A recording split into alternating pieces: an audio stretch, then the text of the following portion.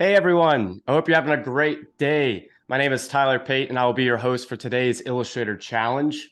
Today we're going to be learning how to create the perfect color palette for isometric illustrations. We'll be walking through my favorite ways of picking colors, adding gradients, modifying your swatch panels so it's a little more custom. And also make sure to download this source file down in the description and follow along. Also, this week we're going to be promoting the new Share for Review feature in Illustrator. If you're not familiar with it, it's a tool that allows you to share your working file with anyone. So you could be with clients, you could be with friends, other designers, and then they can go into your file and make notes and just plot different areas that maybe we should address. Either way, go ahead and see that link down in the description as well, where we'll be linking it back to a file that we're going to review on Friday's stream. So everyone, please check that file out, make some notes, make some suggestions.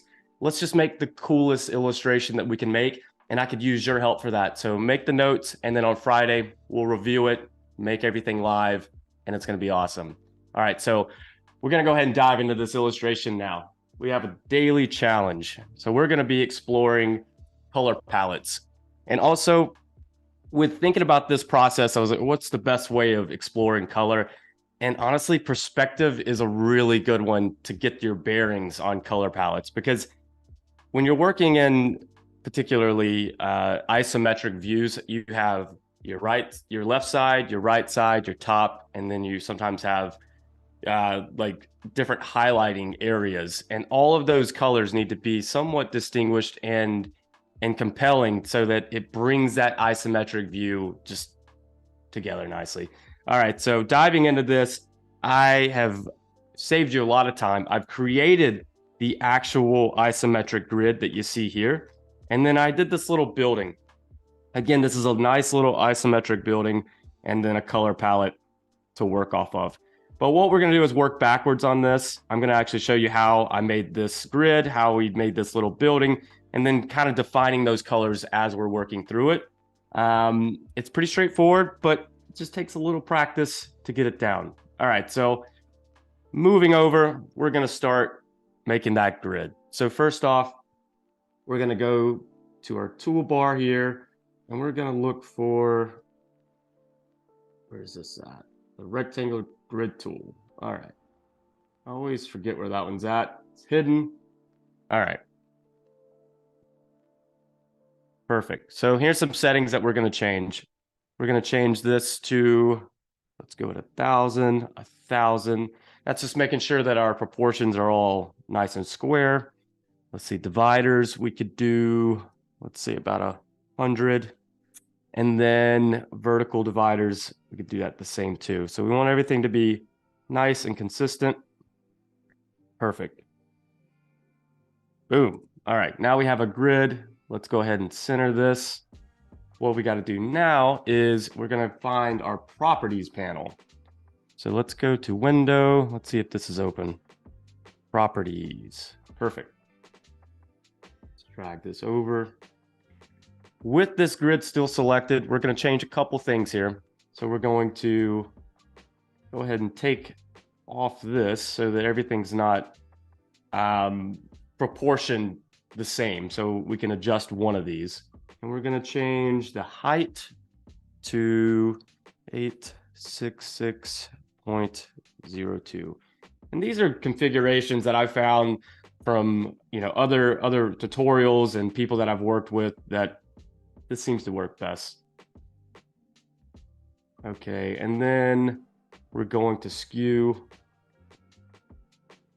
I'm going to skew this to, that's the angle. Where's our skew at? Here we go. Oh, sorry, shear. -30. Okay. And then we're going to change our rotation up here to 30. Perfect. Look at that. Now we have our grid. That's all it is.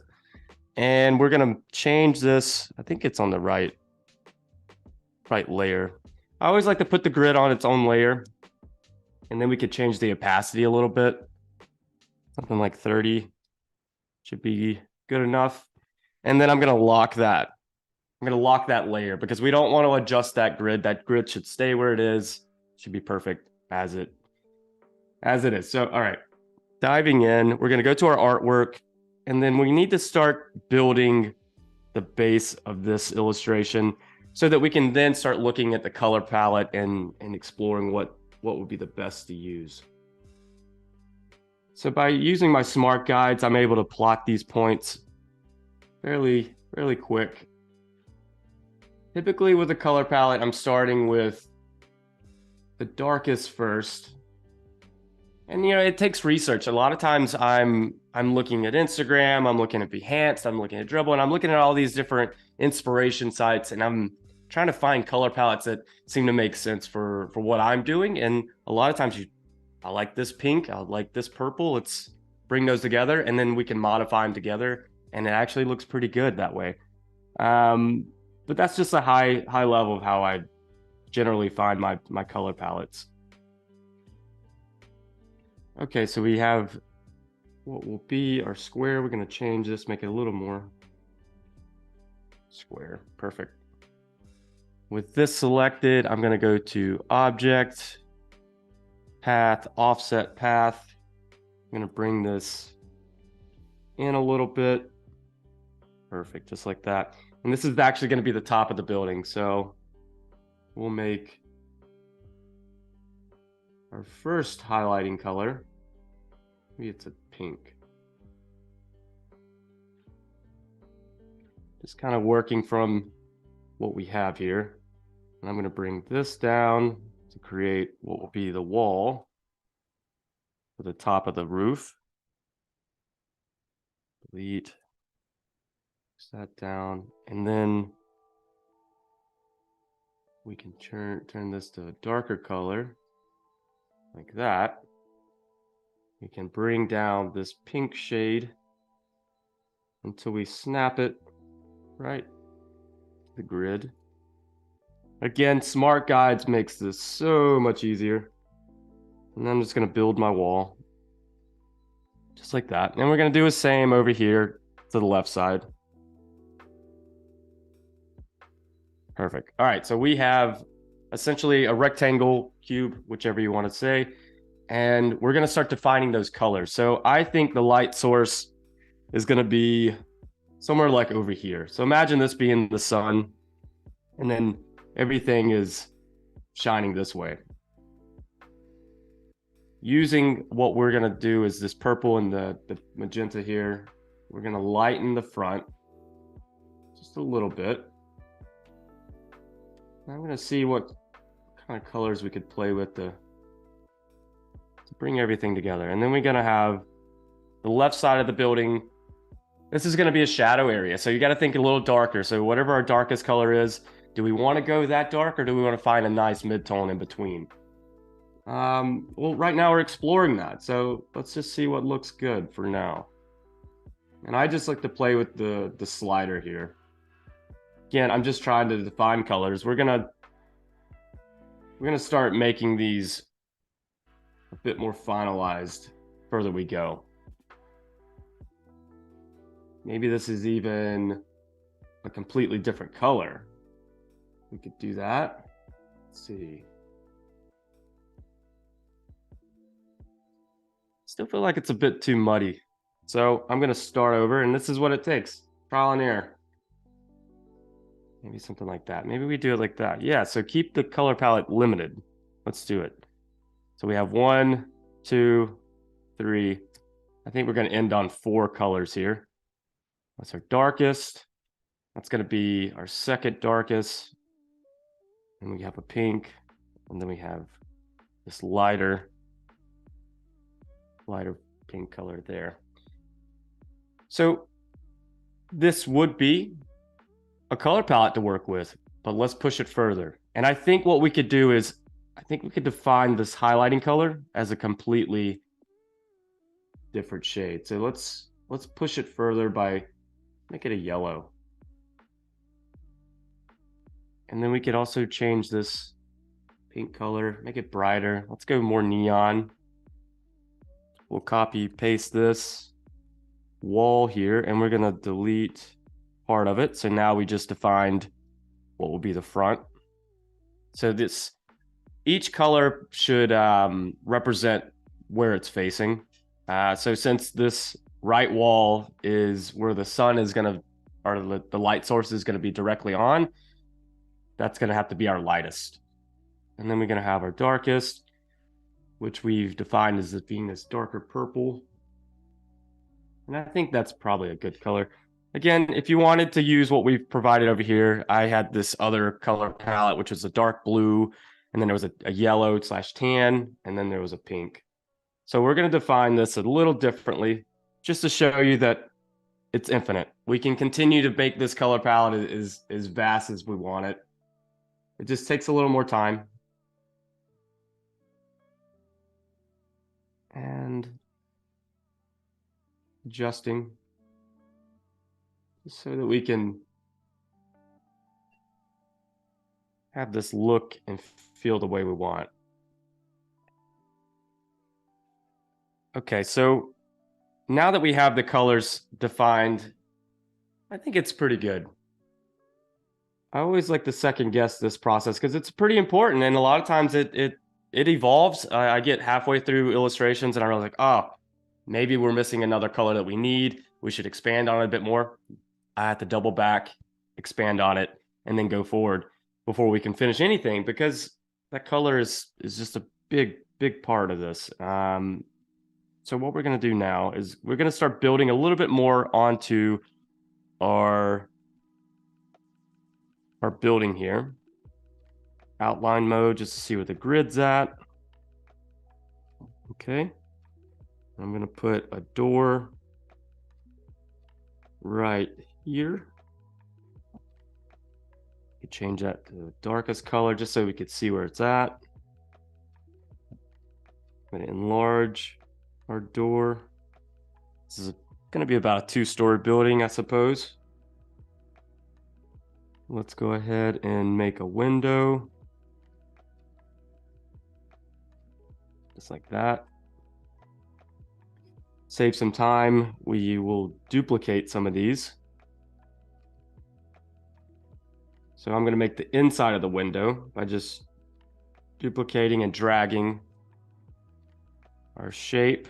I'm going to cut this part over. Okay, so now what have we done? We have this window sill here. And then there's the window.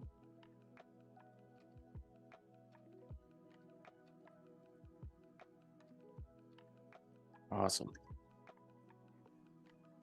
I'm going to group these, and I'm going to drag and duplicate these over just a little bit. There. And working in isometric, I have found that it's consistencies and making sure your angle is perfect. It's got to match the grid. You got to use those angles, and every chance you see a moment to duplicate what you've just done, do it, because it's identical once you do it like that, and you don't have to worry about any sort of human error or maybe the point being slightly off whenever you're plotting those. So definitely duplicate wherever you can, just to make the process a bit easier. Gonna make the door frame here.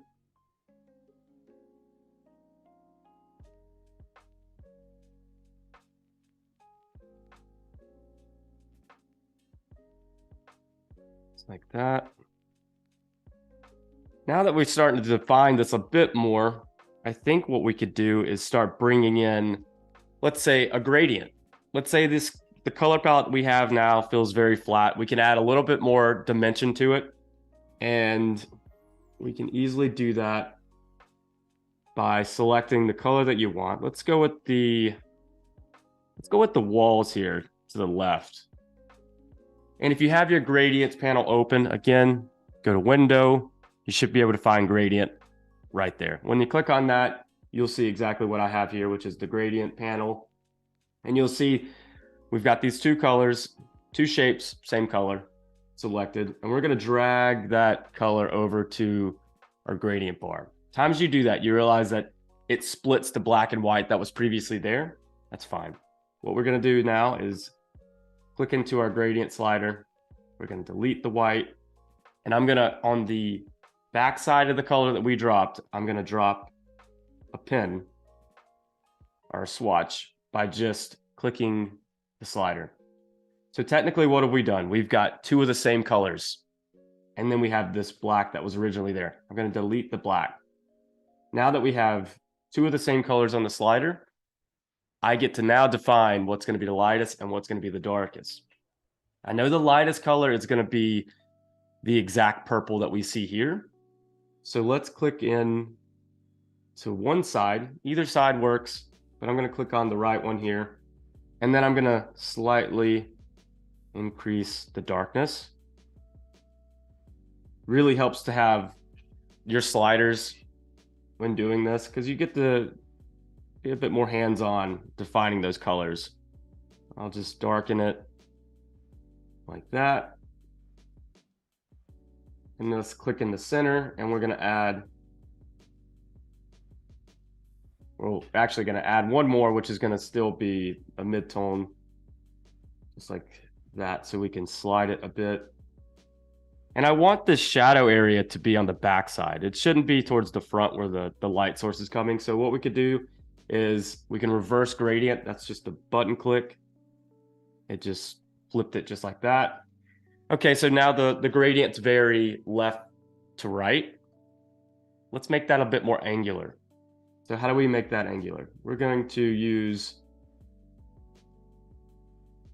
this percentage bar here to where we can adjust the angle of that gradient.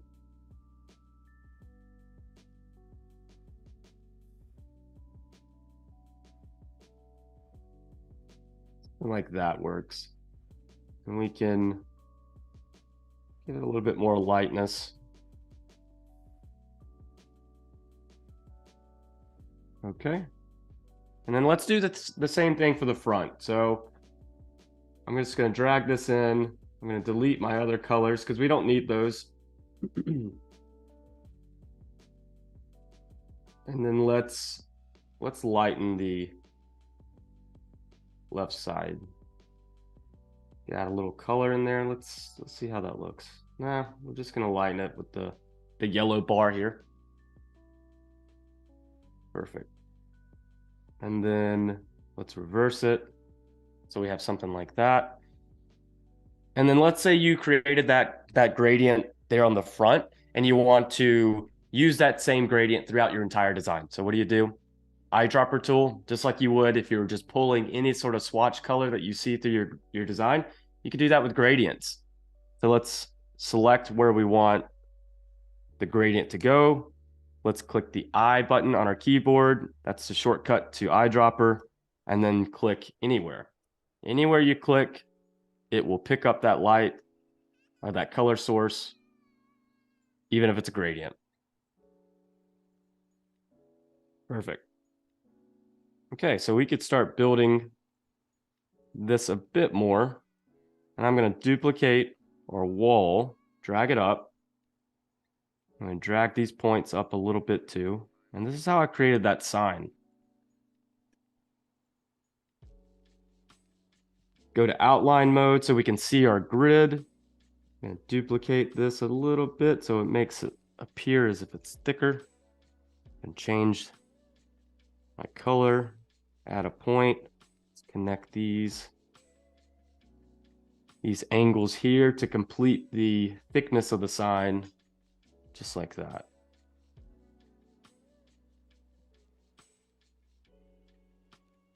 I'm just gonna adjust these shapes a little bit so that they're nice and clean.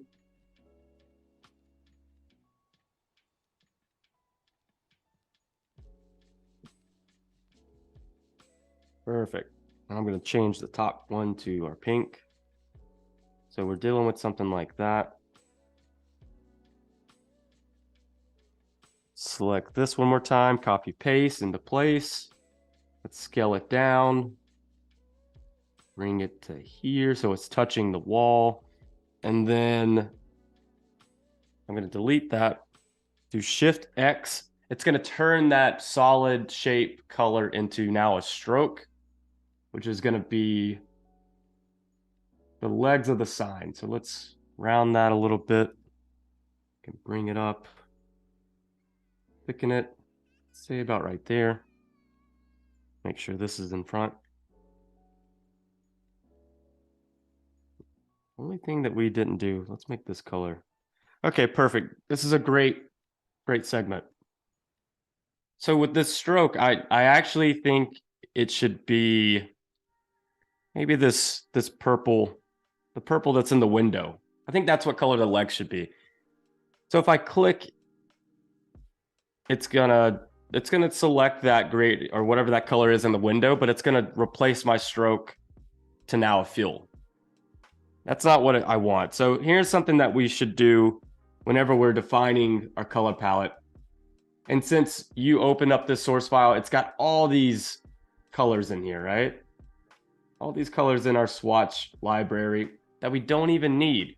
And that's just a standard thing the file does. So I'm going to select by clicking on the white, and make sure you don't have anything selected. Click on the white, hold Shift, and then click on the last color palette in the swatch library. And I'm going to trash can that so that we have a clean swatch library. So here is what we can do now. If we select all the shapes, or at least all the colors, that's primarily what I'm selecting. I'm just selecting all of our colors. You can go ahead and click on Save Swatches. Where did it go? Not there. It is,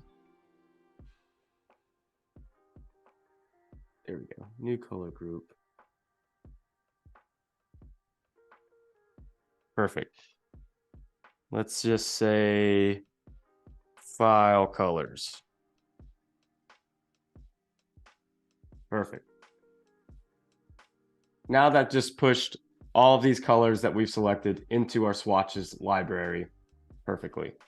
And then we can pull from those. So why did I do that? So now if we go back to our legs on the sign, we can simply click on the colors that are already being used in our file. Just that easy.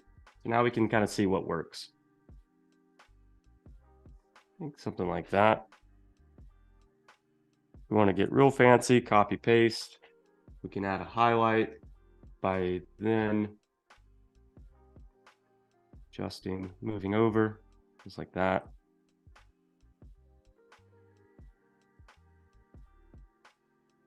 We're going to delete these other points. Perfect. So let's see what our original source file looked like. So we had this overhanging area, just like this. Pretty easy to do. It's just kind of duplicating what we've already done by,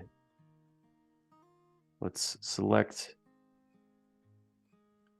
our outline mode, and we're going to just build this out just a little bit more. Let's say about there. I'm going to go down, back over, up. Let's see, we'll cover up quite a bit of the window if we go that far out, so maybe we bring it in.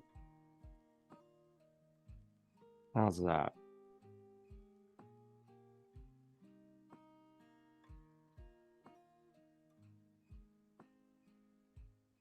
I think we could do that. Right there is good. It's kind of like playing with blocks at this point. We're just counting the spaces, counting the blocks, and then making sure that we're on equal spaces on both. Let's see, right there, connect. Oops, there we go. Now we have this shape, which we need to have the front of the building again. Built just like that. And we'll change that color to what we've already been using. I'm going to delete this arrow. Let's see. Perfect. And you'll see that we could just easily start building all of our shapes out using that isometric grid. Pretty simple to do. This takes a little time. But as we're building it, we'll start expanding on our colors. We'll realize that, oh, we could add some highlights up underneath the awning here. How do we do that? And then define those color palettes as we go, something like that. And you'll start layering all these shapes. So hopefully once you understand isometric a little bit, you'll understand that we have our different colors across the right, the left, the top and the bottom fields. And then we can start saving those swatches in our swatch library. We can update and adjust our gradients pretty easily. And then we could bring all this together into a nice, colorful isometric illustration. So I hope this helped you. Thanks again. My name's Tyler Pate, and make sure to follow me throughout the week, and I'll see you tomorrow. See ya.